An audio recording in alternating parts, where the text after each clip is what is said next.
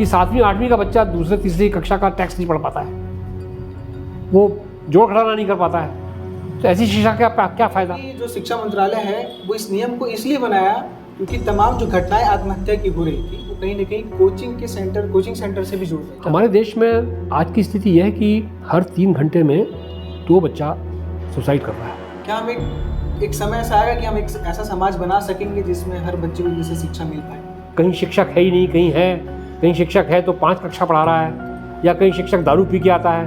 और अभी तो एक खबर कल पढ़ी कि एक शिक्षिका दारू पी के क्लास में आती है, स्कूल में आती है। पढ़ाने के लिए टीचर नहीं है, स्कूलों में टीचर नहीं है, कॉलेजों में रेगुलर टीचर नहीं है।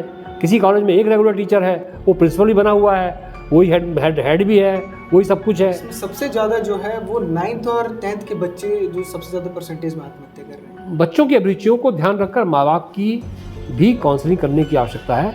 कुछ शिक्षाविद ऐसा बोलते हैं कि एक जैसी शिक्षा हर बच्चों को नहीं मिलनी चाहिए क्योंकि वो फिर वो रोबोट्स बन जाएंगे, एक जैसा सोचेंगे। तो इसको आप कैसे देखें? कोचिंग का व्यवसाय जो है एक्चुअली एक पूरी व्यावसायिक मानसिकता से चलाया जाने वाला उद्यम है, और हजारों लाखों करोड़ों का ये व्यवसाय पूरे देश में चलता है।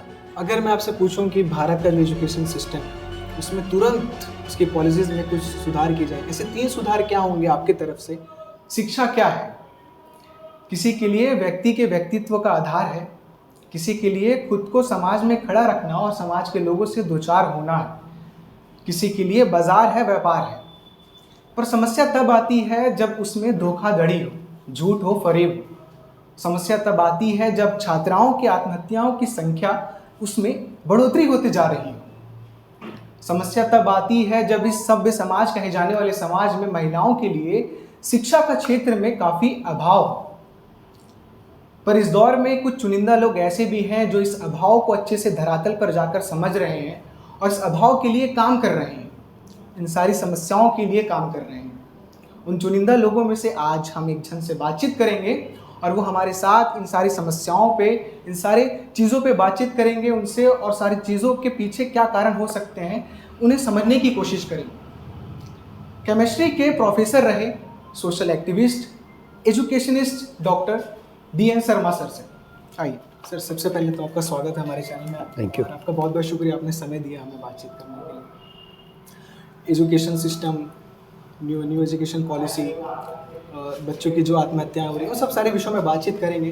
पर सबसे पहले मैं थोड़ा आपके बारे में जानना चाहता हूँ। आपका बचपन कैसा रहा? जब आप छोटे थे, जब आप प्राथमिक शिक्षा ग्रहण कर रहे थे या फिर हायर एजुकेशन जब आप गए, तो उस समय आपके लिए शिक्षा का महत्व क्या था? आप शिक्षा को कैसे ग्रहण कर रहे? देखिए, प्राथमिक शिक्षा तो मेरी एक गांव में हुई है, मतलब सोहागपुर एक जगह थी, छोटी जगह थी, वहाँ पर ही मैंने हायर सेकेंडरी की परीक्षा वहीं से पास की। और जैसे कि बचपने में जब स्कूल में जाते हैं तो शिक्षा को लेकर बहुत समझ होती नहीं है। वो तो माँ बाप जिस तरह से सोचते हैं कि बच्चे को पढ़ना है और पढ़ने चले जाते हैं, पढ़ते हैं, तो उस लेवल पर एक शिक्षा के महत्व की समझ उतनी विकसित नहीं थी। लेकिन ये ज़रूर मालूम था कि आगे जीवन अच्छा रखना है तो पढ़ना ज़रूरी है, और इसलिए हमारे माँ बाप, हमारे भाई बहन हमको कहते हैं कि पढ़ो, और हम इसलिए स्कूल जाते हैं, हमारे शिक्षक हमें पढ़ाते हैं और हम पढ़ते रहे हैं। तो हायर सेकेंडरी उस समय सिस्टम हुआ करता था 10+1 का, 10वीं के बाद 1 साल की, 11वीं के बाद फिर हायर सेकेंडरी हो जाती थी, उसके बाद 10+2 बाद में आया, अभी वो भी चेंज हो रहा है। और फिर मैं हायर एजुकेशन के लिए भोपाल का एक NCERT का एक इंस्टीट्यूशन है, रीजनल कॉलेज ऑफ एजुकेशन, वहाँ मैं पढ़ने गया। मुझे एक स्कॉलरशिप मिल गई थी। मैं बहुत ही निम्न मध्यम परिवार का व्यक्ति था, छात्र, तो मुझे स्कॉलरशिप मिल गई NCERT की। तो मैं उस स्कॉलरशिप के आधार पे वहाँ पढ़ने चला गया, और भारत सरकार का बहुत अच्छा संस्थान था, एक अच्छा वातावरण था, बहुत शानदार लाइब्रेरी थी, बहुत योग्य शिक्षक थे। वहाँ मुझे पढ़ने का मौका मिला और वास्तव में शिक्षा का अर्थ मुझे वहाँ पर समझ में आया। बाद में मैं फिर रविशंकर विश्वविद्यालय में रिसर्च के लिए आ गया। CSIR की फेलोशिप मुझे मिल गई थी, तो मैं इटारसी कॉलेज में मेरा अपॉइंटमेंट हो गया था, लेकिन मुझे रिसर्च में इंटरेस्ट था, इसलिए मैं नौकरी छोड़ के CSIR की फेलोशिप में रविशंकर विश्वविद्यालय में आया। 3 साल मैंने वहाँ काम किया। उसके पश्चात फिर मैं कल्याण महाविद्यालय भिलाई में मैंने अप्लाई किया और मेरा इंटरव्यू हुआ और मैं सिलेक्शन भी हो गया। तो मुझे लगा भिलाई बहुत अच्छी जगह है और पूरा भारत का एक लघु भारत कह सकते हैं इसको, तो तो यहाँ रहने योग्य है और यहाँ रहकर कुछ सक्रियता से काम किया जा सकता है।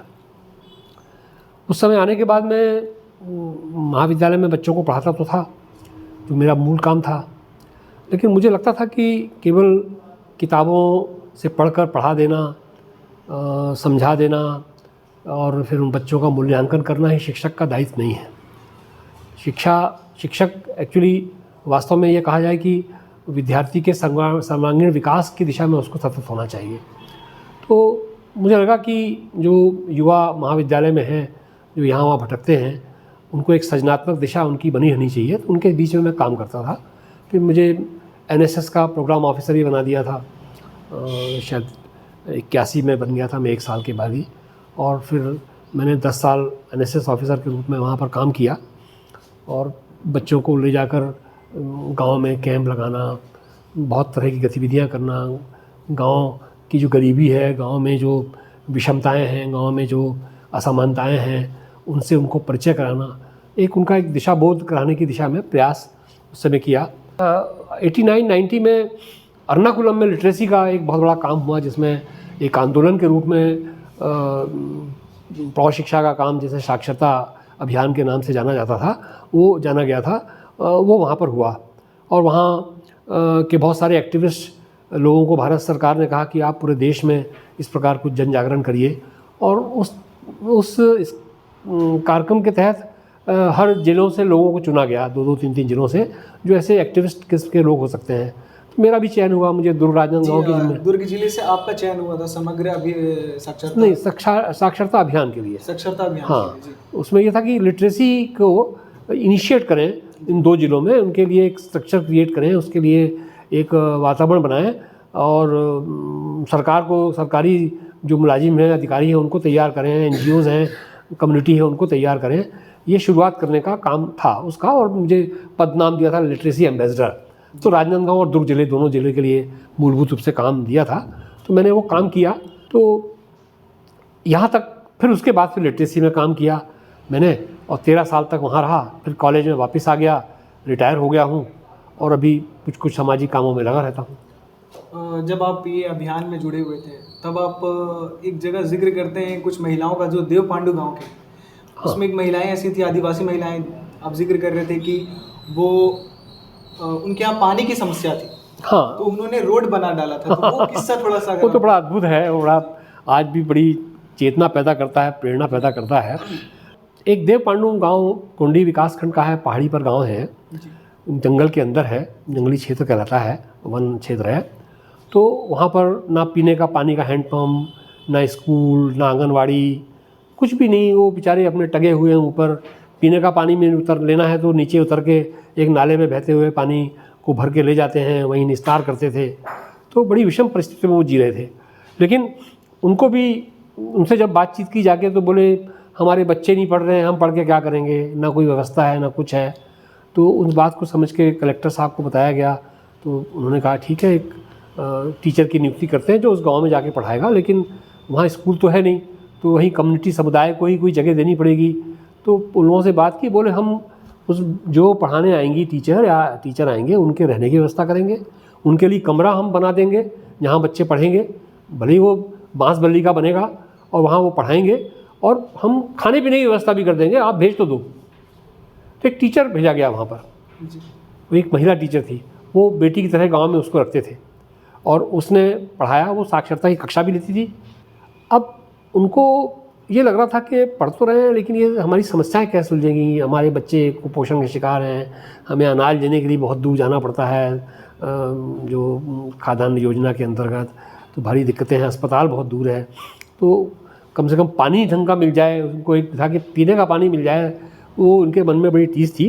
तो एक दिन वो महिलाएं कैसे अपना उन्होंने पैसा इकट्ठा किया होगा या कैसे आए होंगे, कहीं से पास के जगह जहाँ पर भी उनको गाड़ी मिल सकती होगी, बस मिल सकती है, उससे वो चली आई और हमारे साक्षरता भवन में आ गई। बोले हम लोग देव पांडु से आए हैं।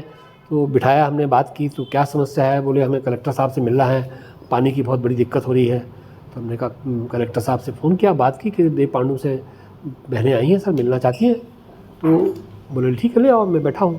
हम लेके गए हमने बात की, बोले कैसे आए? बोले सर हम एक निवेदन करने आए हैं, आपने तो सब व्यवस्था कर दी, टीचर है पढ़ा रहा है, हम लोग भी पढ़ गए हैं, है ना, और बच्चे अब पढ़ भी रहे हैं और सारी व्यवस्था हमने कर भी दी, लेकिन हमारे यहाँ पीने का पानी नहीं है, हैंडपम्प एक खुद जाता। तो कलेक्टर साहब के लिए हैंडपम्प खुदवाना कोई बड़ी चीज़ थी नहीं। उनने तत्काल एग्जीक्यूटिव इंजीनियर को वहाँ बुलवाया, उन्हीं के सामने कहा कि इनका 1 महीने के अंदर हैंडपम्प वहाँ पर लग जाना चाहिए। और महिलाएं खुश हो गई, चली कि भाई हमारी मांग मंजूर हो गई है। फिर 1.5-2 महीने बाद महिलाएं फिर चली आई, फिर साक्षरता बनाई, फिर पूछा, तो बोले ठीक है ले आओ। तो गए तो महिलाएं ले गए। तो उन्होंने कहा क्या हो बताओ? तो बोले सर वो आपने हैंडपम्प, हाँ उनने ही पूछा कलेक्टर ने, आपका हैंडपम्प बन गया, लग गया पानी, आने लगा, पी रहे हो बढ़िया? बोले कहाँ सर, कोई पता ही नहीं है, कोई नहीं आया हैंडपम्प लगाने के लिए आज तक। उनको बहुत गुस्सा आया कि भाई मैंने स्वीकृत किया, आदेश दिया, सब किया। उन्होंने फिर एग्जीक्यूटिव इंजीनियर को बुलाया, उनसे पूछा क्यों नहीं वहाँ पर पंप लगाया आपने, अभी तक आपको कहा दिया था ना? बोले हाँ सर मैं गया, मैंने अपने अधीनस्थ आदमी को भेजा था, लेकिन उस गांव में हमारी गाड़ी जा नहीं सकती जिससे कि बोर कर सकें।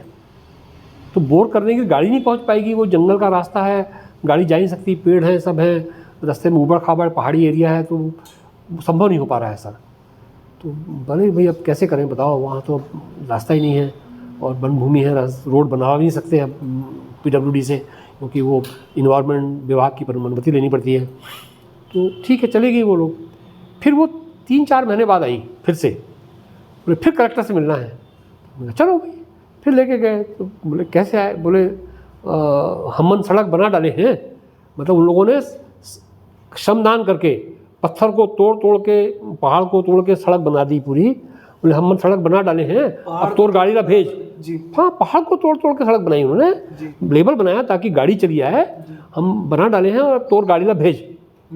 ऐसे कलेक्टर को अब वो अपने भोलेपन के अंदाज में उस तरह से बात करते हैं। उन्हें बोला, वो आश्चर्यचकित हो गए। उन्होंने इनको बुलाया, बोले ये बोल रही है कि रास्ता बन गया है, आप जाइए देखिए, थोड़ा बहुत कम बेशी होगी तो आप गाड़ी को किस तरह से निकालिए और बोर करिए। फिर गाड़ी गई, वहाँ पर बोर हुआ, पानी आया और पानी मिला उनको। मितानिन योजना एक करके योजना थी, उसका जब नींव रखा जा रहा था तो उस क्रू मेंबर में आप भी मेंबर थे। मितानिन एक्चुअली जिसे आजकल आशा कहा जाता है पूरे देश में, वो मितानिन प्रोजेक्ट दुर्ग में ही, सब दुर्ग तो एक हिस्सा था, छत्तीसगढ़ में सबसे पहले इनिशिएट हुआ और उसकी अभिकल्पना की गई कि प्रोग्राम कैसे होगा। दरअसल में उसकी सीख ली गई साक्षरता अभियान से ही, कि साक्षरता अभियान में एक बिना पैसे के व्यक्ति साक्षर करने का काम कर रहा है, अपने समुदाय को सेवा दे रहा है। तो 50-60 घर में एक महिला भी एक ऐसी निकल सकती है जिसे थोड़ा प्रशिक्षण दे दिया जाए तो वो थोड़ा स्वास्थ्य संबंधी शिक्षा और उस प्रकार की मदद महिलाओं की कर सके, लोगों की कर सके, बच्चों की कर सके।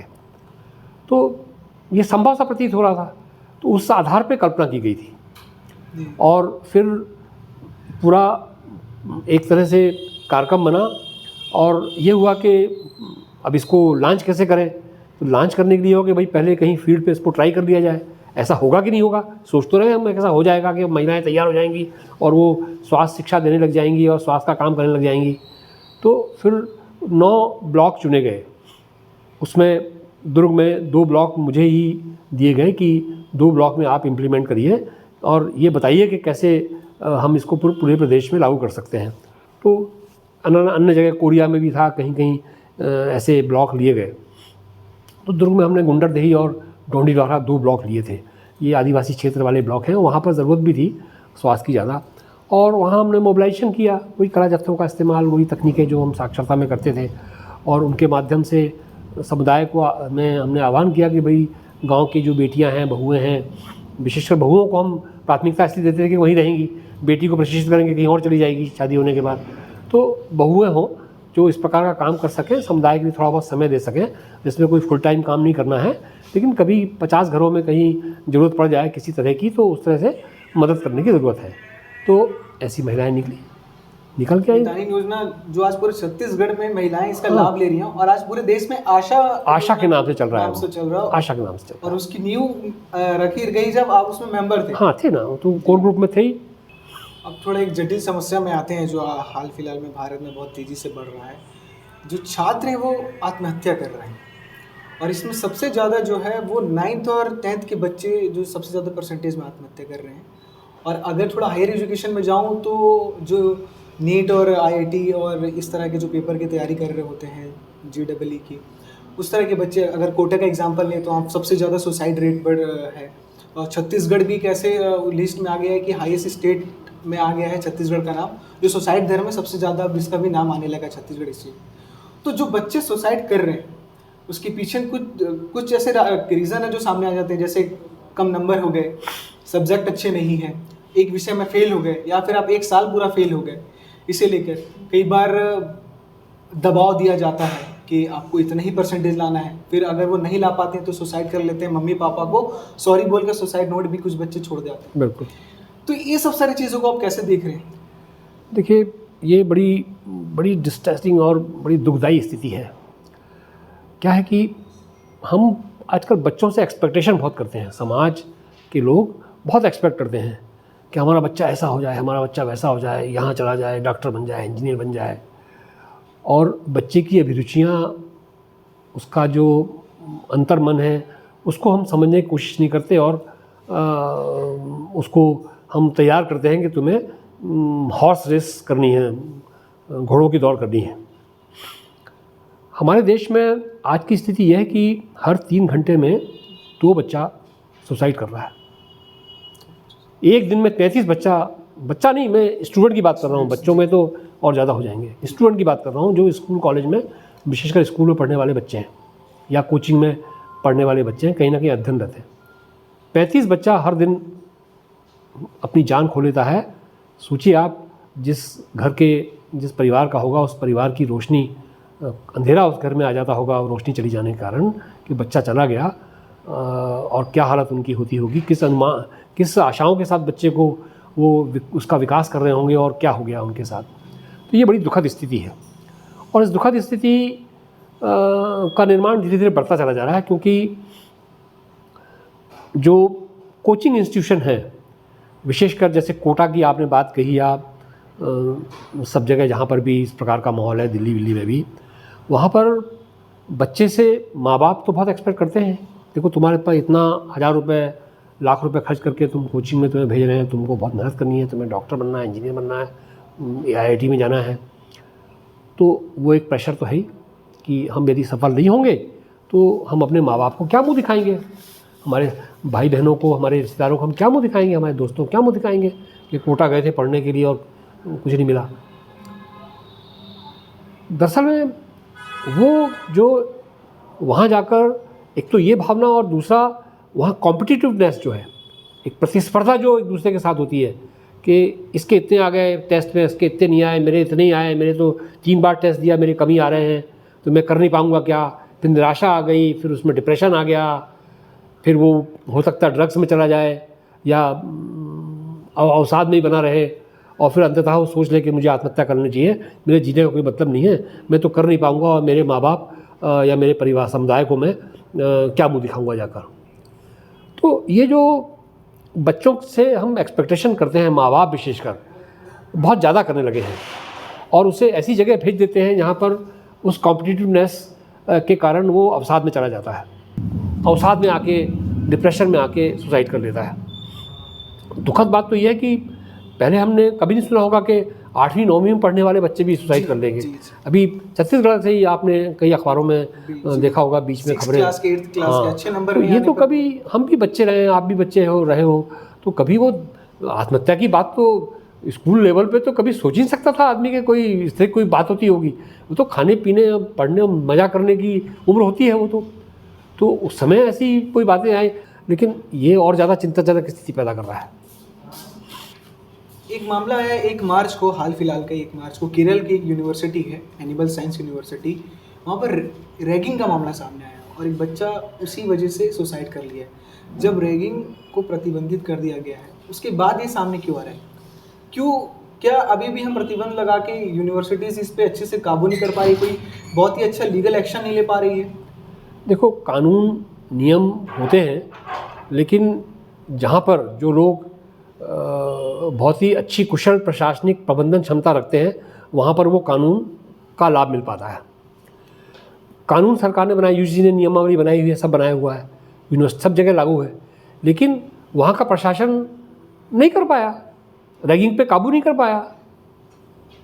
और दरअसल में प्रॉब्लम ये हो जाता है कि जब यूनिवर्सिटीज़ और कॉलेज में पॉलिटिक्स इन्वॉल्व हो जाती है, वहाँ पर प्रशासन के लोग और भयभीत हो जाते हैं कि जिसने ग्रुप में रैगिंग ली है उसका पॉलिटिकल कनेक्शन बहुत बड़ा है, तो उस पर एक्शन लिया जाए कि लिया जाए। तो तमाम तरह के फैक्टर भी होते हैं, लेकिन ये कहा जा सकता है कि प्रशासनिक असफलता है ये, उसको मैनेज नहीं कर पाए। और रैगिंग जैसी चीज़ें, घृणित चीज़ें यदि हो रही हैं, बच्चों के मन मानस पर जो कुठाराघात करने का प्रयास हो रहा है, उसको रोकना हम सब शैक्षिक प्रशासकों का काम है। इन्हीं सब घटनाओं के मद्देनज़र शिक्षा मंत्रालय ने जितने भी तमाम कोचिंग सेंटर हैं उनके लिए नियम लेके आया गया, निर्देश लेके आया। उसमें ये बताया गया कि आपको 16 साल से कम उम्र के बच्चों को दाखिला नहीं देना है, और अगर कोई बच्चा आपके पास एडमिशन लेता है और वो बीच में छोड़ता है तो आपको फीस वापस करनी पड़ेगी। और तमाम उसमें नियम है स्टेप बाय स्टेप कि आपको प्रेशर नहीं देना है, आपको भ्रामक दावे नहीं करना है कि आप भ्रामक दावे करते हैं कि हमारे तरफ से आपको 100% ही रिजल्ट मिलेगा, आप क्लियर कर लेंगे। और इसमें ये बताया गया कि जो शिक्षा मंत्रालय है वो इस नियम को इसलिए बनाया क्योंकि तमाम जो घटनाएं आत्महत्या की हो रही थी वो कहीं ना कहीं कोचिंग सेंटर से भी जुड़ रही ज़्यादा होती है, तो उनको लेके जो नियम लेके आया। तो इस नियम को आप कैसे देख रहे हैं? क्या ये एक्शन अच्छी है कि या ये सिर्फ पॉलिसी ही रह जाएगी? नहीं, एक्शन तो बहुत अच्छा है और उसका फ़र्क भी पड़ेगा, क्योंकि ये कोचिंग का व्यवसाय जो है एक्चुअली एक पूरी व्यावसायिक मानसिकता से चलाया जाने वाला उद्यम है, और हज़ारों लाखों करोड़ों का ये व्यवसाय पूरे देश में चलता है। कोटा तो उसको लीड कर रहा है, लेकिन आपको भिलाई, दुर्ग, रायपुर में, बिलासपुर में भी संस्थान मिलेंगे जिसमें हज़ारों रुपए की फ़ीस देने के बाद बच्चे कोचिंग कर पाते हैं। तो ये तो एक लूटमार का केंद्र जैसे बन गए हैं। जो बच्चे, क्योंकि पहले भी लोग मेडिकल और इंजीनियरिंग में जाते थे, लेकिन स्थानीय स्तर पर तैयारी करके जाते थे, उनकी नैसर्गिक जो मेधा थी उसके कारण वो जाते थे। तो कोचिंग से ज़रूर फ़ायदा होता है, सीखने को मिलता है, लेकिन जिस तरह से भ्रामक प्रचार करके फुल पेज का विज्ञापन और झूठे विज्ञापन, मान लीजिए आपने किसी बच्चे ने टॉप कर लिया है या सेकंड रैंक पे आया, 10वें रैंक पे आया, 50वें रैंक पे आया, वो उनके कोचिंग में नहीं है, लेकिन फिर भी उसको कुछ पैसे देके, प्रलोभन देके उसका फ़ोटो लेके उसको छाप देंगे कि हमारे यहाँ से इसने किया। सामने भी आए हैं पेपर, बहुत सारे हैं, सब भ्रामक विज्ञापन करके लोगों को अट्रैक्ट करते हैं और फिर लूटने का काम करते हैं। कोई बच्चा यदि 1 महीने 2 महीने बाद छोड़ना चाहता है, उसका पैसा वापस नहीं करते हैं, क्योंकि वहाँ पर पूरी व्यावसायिकता ही है, कोई सामाजिक उद्देश्य नहीं है इन लोगों का। बायजूस को लेके भी यही चीज़, बायजूस को लेके भी है, बायजूस ने पूरा एक तंत्र खड़ा कर दिया था टेक्नोलॉजी को लेके। तो ये सारी जो चीज़ें हैं, इन चीज़ों को रोक के लिए नियामन होना बहुत ज़रूरी है। उसके लिए कानून आया, बिल्कुल स्वागत है, लेकिन यह है कि उस पर कार्रवाई हो, यदि कहीं इस प्रकार की समस्याएं आती हैं, बातें आती हैं, विज्ञापन आते हैं तो, और या फीस वापस नहीं होती है, और प्रशासनिक कड़ेपन के साथ यदि वहाँ पर कार्रवाई होगी तो शायद इसमें कुछ सुधार हो सकता है, नहीं तो फिर स्थिति वैसी की वैसी बनी रह सकती है। एक ख्वाब है, एक सपना है जिसमें ये बार बार बात किया जाता है कि देश के हर बच्चे के लिए एक जैसी शिक्षा होना चाहिए। क्या हम एक समय ऐसा आएगा कि हम एक ऐसा समाज बना सकेंगे जिसमें हर बच्चे को एक जैसा शिक्षा मिल पाए? क्योंकि इसमें कुछ लोगों को ये भी कहना है, कुछ शिक्षाविद ऐसा बोलते हैं कि एक जैसी शिक्षा हर बच्चों को नहीं मिलनी चाहिए, क्योंकि वो फिर रोबोट्स बन जाएंगे, एक जैसा सोचेंगे। तो इसको आप कैसे देखते हैं? इसमें मैं 2 तरह से बात कहूँगा। एक तो ये कि ये सही है कि हर बच्चा अलग अलग लेवल का होता है।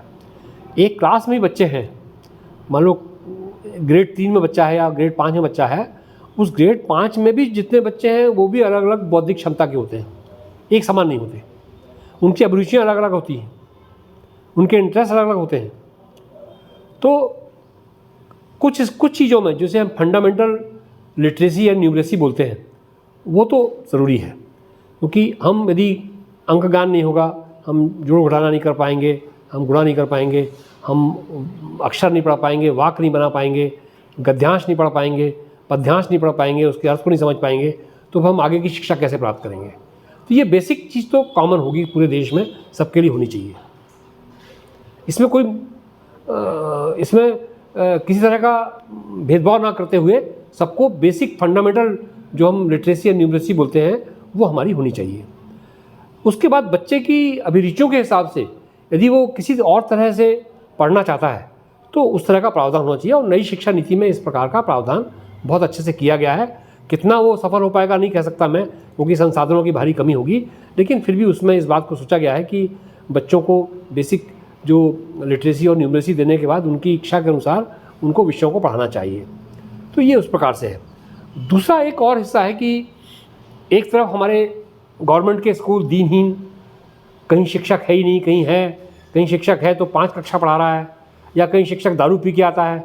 और अभी तो एक खबर कल पड़ी कि एक शिक्षिका दारू पी के क्लास में आती है, स्कूल में आती है। तो ऐसे दयनीय स्थिति के स्कूल जहाँ पठन पाठन छोड़कर बाकी सब काम होता हो, हेडमास्टर जी खाना बनाने में लगे रहते हैं खाद्यान्न भोजन के लिए, या जनगणना करते होते हैं, या चुनाव कराए होते हुए, तो एक ये स्कूल हैं। और एक डीपीएस या इस प्रकार के जो पब्लिक स्कूल कहे जाते हैं, लेकिन वो हम जानते हैं कि हज़ारों रुपए के फीस लेकर पढ़ने पढ़ाने वाले इंस्टीट्यूशन हैं। ये एक बड़ा डिवाइड पैदा करता है बच्चों के बीच में। उनकी समझ, उनकी शिक्षा, वो क्या बनकर निकलेंगे, और ये हमारे देहात के जो स्कूलों में जो स्थितियाँ हैं उनसे क्या प्रोडक्ट निकलेगा, उसका हम अंदाज़ लगा सकते हैं, और वो विभेद आगे तक समाज में चलता है। तो ये दोनों तरह के स्थितियाँ, हम यदि समान शिक्षा की बात करते हैं, जैसे बहुत से देशों में है कि गवर्नमेंट सेक्टर के स्कूल हैं, मंत्री का भी बच्चा उसमें पढ़ेगा, प्रधानमंत्री का बच्चा भी उसमें पढ़ेगा, अधिकारी का भी पढ़ेगा, और एक मजदूर का बच्चा भी उसमें पढ़ेगा। लेकिन हमारे यहाँ तो मजदूर और देहात के गांव और छोटे लोगों के लिए गवर्नमेंट के स्कूल हैं, और मंत्रियों और अधिकारियों और बड़े पैसे वाले लोगों के लिए डीपीएस जैसे स्कूल हैं। ये एक विभेद समाज में बहुत बड़ा है, और ये बढ़ाएगा, और समाज में जो असमानता को और बढ़ाता है। इसी तर्ज को लेकर जो दिल्ली की जो सरकार है, आम आदमी पार्टी, उन्होंने सरकारी स्कूल को एक ऐसा रूप दिया है जिसमें उन्होंने ऐसा बोला है कि बड़े बड़े मंत्रियों के बच्चे भी इस स्कूल में आके पढ़ सकेंगे। जैसे एक सबको, हर बच्चों को एक जैसे शिक्षा चाहिए, तो उस तर्ज पे किया गया। तो क्या वो मॉडल अपनाना चाहिए? बिल्कुल भाई, हमको अपने शालाओं को इन शालाओं की तुलना में गुणवत्ता के दृष्टिकोण से बराबरी में खड़ा करना जरूरी है। यदि हमारे शासकीय स्कूल में जिसमें कम फीस नहीं लग रही या कम लग रही है, वो वही गुणवत्ता दे रहा है जिसमें हम हज़ारों की फीस देके गुणवत्ता हासिल करेंगे, तो कोई भी माँ बाप क्यों उस स्कूल में भेजेगा, क्यों नहीं सरकारी स्कूल में भेजेगा? हम सब सरकारी स्कूल से पढ़े, हम भी सरकारी स्कूल से पढ़े आदमी हैं। बहुत सारे लोग, अब्दुल कलाम आज़ाद भी सरकारी स्कूल से पढ़े आदमी हैं। तो सरकारी स्कूल में पढ़ने वाला घटिया आदमी होगा ऐसा तो नहीं है।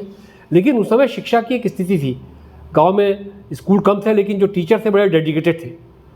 आज की स्थिति में स्कूलों में टीचर्स अलग अलग तरह के हैं। हो सकता है 10-15% बहुत प्रतिबद्ध किस्म के हों, लेकिन बाकी लोगों को पढ़ाना नहीं है, संख्या या पढ़ा नहीं पा रहे हैं, व्यवस्था है उनकी, क्योंकि काम इतना दूसरा तरह का है, या उनकी आदतें ख़राब हैं, या दूर से पढ़ाने आते हैं।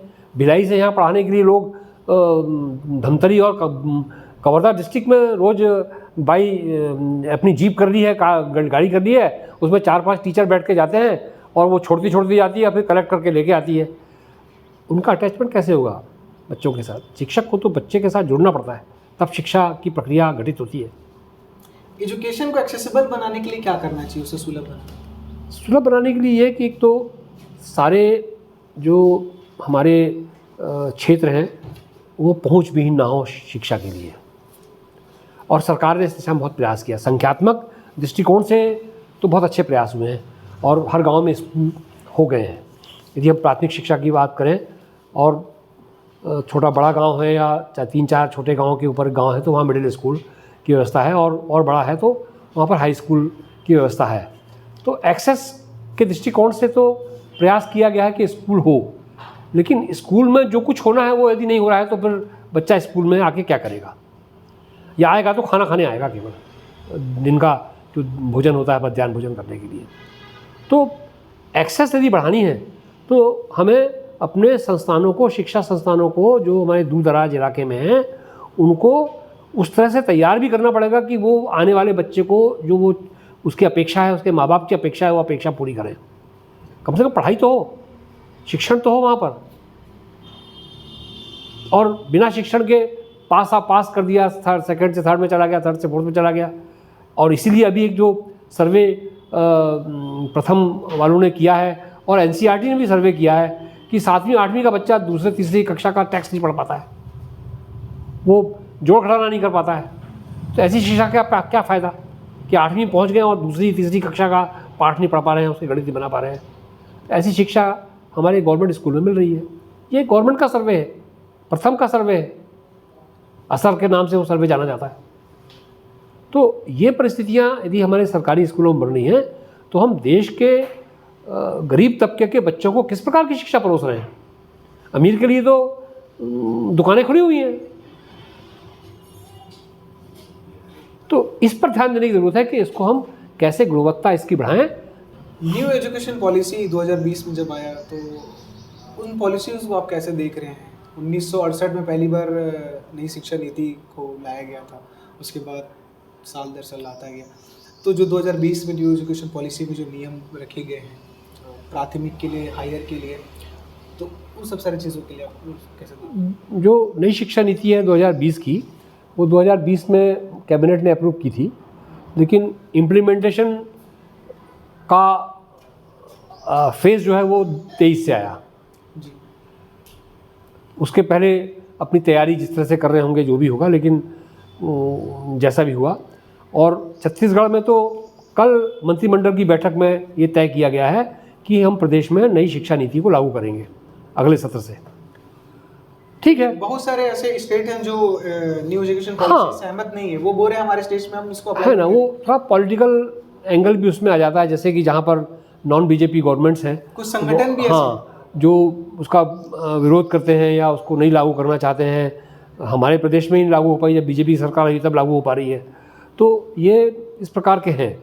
और बहुत से संगठन ये भी चाहते हैं कि इस नीति में कुछ तब्दीलियाँ हों, परिवर्तन हो और ज़्यादा व्यवहारिक हो, ये चाहते हैं। इसमें ये बता रहे कुछ संगठन की इसका निजीकरण हो जाएगा, बहुत सारी चीज़ें हैं।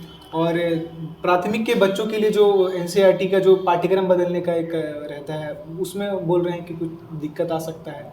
और बोल रहे हैं कि जो बच्चों को बोला गया है कि पहली से लेकर तीसरी तक के बच्चों को आंगनबाड़ी में ही वो कर दिया जाए। देखिए, इसमें एक बहुत बड़ा जो परिवर्तन है, प्राथमिक स्तर से लेकर कॉलेज स्तर तक पूरा एक स्ट्रक्चरल चेंज है।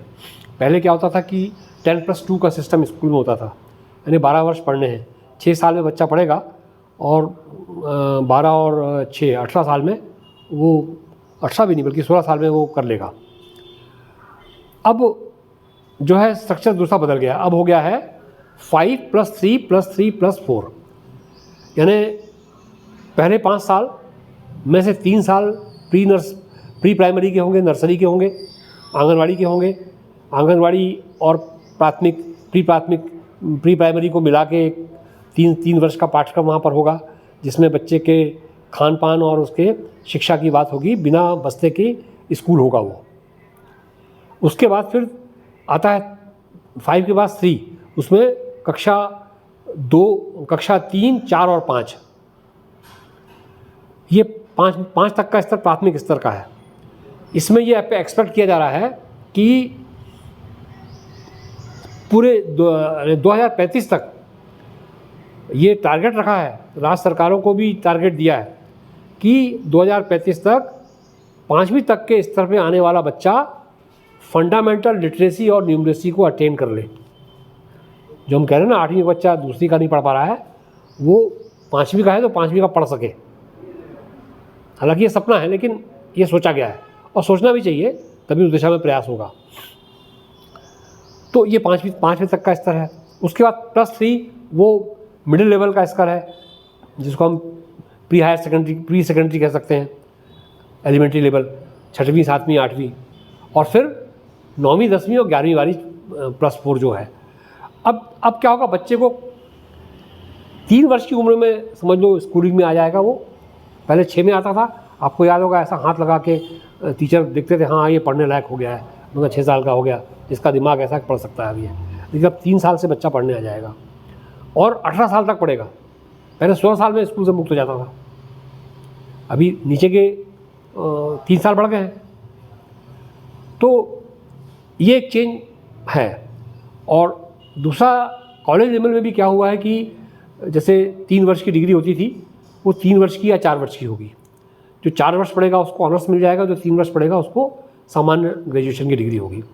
एमएससी में भी यदि 4 साल का कोर्स करने के बाद एमएससी करेगा तो 1 साल की करेगा, और 3 साल वाली डिग्री लेके करेगा तो 2 साल की करेगा। एमफिल गायब कर दिया है, पीएचडी रहेगा। तो ये स्ट्रक्चरल चेंजेस हैं। और थोड़ा सा ये भी किया है कि वोकेशनलाइजेशन का प्रयास है इसमें, है कि 6वीं से 8वीं तक बच्चे को एक एक्सपीरियंशियल लर्निंग, जिसको हम अनुभव करके सीखें, ऐसी वाली लर्निंग का प्रावधान वहाँ पर किया है। और उसमें इंटर्नशिप की भी बात की गई है कि वो जैसे कोई कारपेंटर है उसके पास वो 1 महीने काम करे, 10 दिन काम करे, या किसी लोहार के पास काम करे, या किसी दुकान में बैठ के व्यवसाय कैसा होता है उसका काम करे। ऐसा इंटर्नशिप का भी उसमें प्रावधान बनाया गया है, ये सोचा गया है। और 9वीं के बाद वो वोकेशनल सब्जेक्ट भी ले सकता है कि मैं एग्रीकल्चर भी एक सब्जेक्ट लूँगा, फिजिक्स और केमिस्ट्री पढ़ने के साथ साथ। तो सर क्या ये प्रैक्टिकली अच्छे से इसे अप्लाई किया जा सकता है? थ्योरेटिकली बहुत अच्छा है। कॉलेज में भी ये बताया गया है कि कॉलेज उसमें अगर कोई बच्चा बीए कर रहा है तो फिर वो अगर उसको कुछ और करना है तो हाँ, किसी और सब्जेक्ट को जाके पढ़ नई सकता है। शिक्षा नीति में ये जो बीच में जो दीवारें थी ना वो हट गई। आर्ट्स, साइंस, कॉमर्स के बीच में अब कोई दीवार नहीं रहेगी। वोकेशनल, नॉन वोकेशनल में कोई दीवार नहीं रहेगी। करिकुलर और नॉन करिकुलर एक्टिविटी के बीच में कोई दीवार नहीं रहेगी। खेल कूद करने वाला कोई बच्चा है कि स्पोर्ट्स का है, उसको सब्जेक्ट के तौर पर देखा जाएगा, उसको उसमें अंक मिलेंगे। अभी तक उसको वो काउंट नहीं करते थे हम। कोई बच्चा गीत संगीत में बहुत अच्छा है, उसके वो हिस्से काउंट किए जाएंगे सब्जेक्ट के रूप में।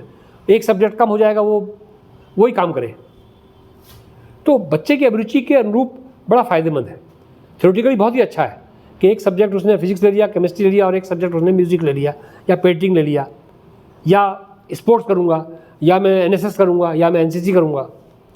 लेकिन समस्या व्यावहारिक है। व्यावहारिक समस्या ये है कि अभी जो मूलभूत विषय जिसमें ये इतना डाइवर्सिफिकेशन नहीं है, पढ़ाने के लिए टीचर नहीं है, स्कूलों में टीचर नहीं है, कॉलेजों में रेगुलर टीचर नहीं है। किसी कॉलेज में एक रेगुलर टीचर है, वो प्रिंसिपल भी बना हुआ है, वही हेड भी है, वही सब कुछ है। और भाड़े जो किराए के या भाड़े का हम कह सकते हैं, या दैनिक वृत्ति पर या मासिक वृत्ति पर शिक्षकों की नियुक्ति अतिथि व्याख्याता के रूप में करके रखी हुई है, उनसे हम पढ़वा रहे हैं। जो योग्यता जितनी होनी चाहिए प्रोफेसर की वो वैसी नहीं है। तो उससे निकलने वाला प्रोडक्ट किस प्रकार का निकलेगा वो हम समझ सकते हैं। और ऐसी स्थिति में यदि ये डाइवर्सिफिकेशन हम ला देंगे तो फिर उतने टीचर, उतनी फैकल्टी, उतने लोग कैसे आएंगे। दूसरा समस्या यह है कि एक कॉलेज में 5 या 10 कमरे हैं, उस 10 कमरे में उसे एकोमोडेट करना है। अब यदि बच्चा सुबह 7 बजे आया है तो 12 बजे तक, 1 बजे तक उसके सारे सब्जेक्ट जाने चाहिए। लेकिन सारे सब्जेक्ट होना पॉसिबल नहीं है, क्योंकि उस समय केवल साइंस फैकल्टी चल पाती है या कॉमर्स फैकल्टी चल पाती है। अभी क्या होगा, साइंस, कॉमर्स, आर्ट्स सबको एक साथ चलाना पड़ेगा। उसके लिए उतने कमरे कहाँ होंगे, उतनी व्यवस्थाएं कहाँ से होंगी, उतनी बिजली, पानी, खर्चा, ये सब कैसे होगा। तो ये प्रश्न खड़ा करता है। और यही अधिकतर जो एक्टिविस्ट हैं, जो संगठन है, उनका यह कहना है कि ये व्यवहारिक नहीं है। इसको व्यवहारिक बनाने योग्य पहले आप तैयार करिए, फिर इम्प्लीमेंट करिए। ऑर्डर निकालने से कहने के लिए पॉलिसी लागू हो गई है, नई शिक्षा नीति चल रही है, लेकिन उसका आउटपुट जो आप चाहते हो नहीं मिल पाएगा ना। आउटपुट तब मिलेगा जिस आदर्श तरीके से आपने आउटपुट की आप अपेक्षा कर रहे हो, उस तरह की आदर्श व्यवस्थाएं क्या आप कर पा रहे हैं क्या। अभी तो जो अनादर्श है उसके लिए व्यवस्थाएं पूरी नहीं है। स्कूल हो चाहे कॉलेज हो, सब जगह वही स्थिति है। सेंट्रल यूनिवर्सिटी तक की बुरी हालत है। आईआईटीज़ में फैकल्टी कम है, जितनी नियुक्ति होनी चाहिए, जो सैंक्शन पोस्ट है वो भरी हुई नहीं है। अगर मैं आपसे पूछूं कि भारत का जो एजुकेशन सिस्टम है उसमें तुरंत उसकी पॉलिसीज़ में कुछ सुधार किए जाए, ऐसे 3 सुधार क्या होंगे आपके तरफ से, चाहे वो स्कूल के लेवल से हो या कॉलेज के लेवल पे हो? 3 ऐसे कोई सुधार आप बताइए जो एजुकेशन सिस्टम। पहला, रिक्रूटमेंट ऑफ टीचर्स, शिक्षकों की नियुक्ति। और वो नियुक्ति वैसी नहीं कि जिसको हम बोलते हैं, हमारे यहाँ जो हुई हैं पंचायत कर्मी, पंचायत शिक्षक, या और फिर एलबी कौन सा, इस प्रकार के शिक्षक जो नियुक्त हो जाते हैं और उनको ठिकाना नहीं उनकी नौकरी का। बाकायदा जो पहले शिक्षक नियुक्त होते थे पहले समय में, प्रोसेस के माध्यम से विभाग उनको नियुक्त करता था, और सेलेक्टेड लोग उसमें आए जिनका एप्टीट्यूड है वो आए। ऐसे लोगों की नियुक्ति चाहे स्कूल हो चाहे कॉलेज हो, जितनी पदों की आवश्यकता है उसके हिसाब से नियुक्ति हो। एक काम ये करने की आवश्यकता है। दूसरा, प्रयोगशालाओं की पर्याप्त व्यवस्था और प्रयोगशालाओं में प्रयोग कराने के लिए पर्याप्त बल, ताकि बच्चे एक्सपीरियंशियल लर्निंग कर सकें। हम कह दिया कि कैल्शियम कार्बोनेट में HCl मिलाएंगे तो कार्बन डाइऑक्साइड गैस निकलेगी, उसको करके देखने से समझ में आएगा, बताने से समझ में नहीं आएगा। तो ये प्रैक्टिकल का जो एस्पेक्ट मिसिंग हो रहा है उसको रिस्टोर करने की ज़रूरत है। और तीसरी बात, जो हमारे यहाँ इंफ्रास्ट्रक्चर है, वो इंफ्रास्ट्रक्चर को दुरुस्त करने की आवश्यकता है। आपने 10 कमरे का कॉलेज बना दिया और वहाँ इनरोलमेंट 1500 का है, कैसे बच्चे 1500 तो भेड़ बकरी की तरह वहाँ पर खड़े हो पाएंगे, बैठ भी नहीं पाएंगे, प्रैक्टिकल कैसे कर पाएंगे? तो वो सारा जो संसाधन है, लाइब्रेरी है, लाइब्रेरी में लाइब्रेरियन भी हो, किताबें बच्चों को मुहैया भी हो कि लाइब्रेरी है कहने के लिए वो ताला लगा है, ऐसी लाइब्रेरी से कोई मतलब नहीं। तो ये संसाधनों का सपोर्ट वहाँ पर पैदा करने की ज़रूरत है। ये 3 चीज़ें हम यदि कर देंगे तो हमारी अभी की स्थिति की शिक्षा ही बहुत अच्छी हो जाएगी। आपका बहुत बहुत शुक्रिया सर, आपने हमें समय दिया और इतने सारी चीज़ों पे हमने बातचीत किया। केपी न्यूज़ के दर्शक जो हमें देख रहे थे, हमने एजुकेशन सिस्टम रिफॉर्म्स सारे विषयों में बातचीत करने की कोशिश की। कमेंट बॉक्स में ज़रूर बताएगा कि ये बातचीत कैसी लगी। अगर आपका भी कोई विचार होगा इन सब सारे समस्याओं को लेकर तो ज़रूर कमेंट बॉक्स में लिखिएगा। पेरेंट्स के लिए एक बात उनको याद रखनी चाहिए कि आप सपने बड़े देखिए अपने लिए भी और अपने बच्चों के लिए भी, पर रिसर्च पक्की रखिए। आप देख रहे थे केपी न्यूज़, शुक्रिया।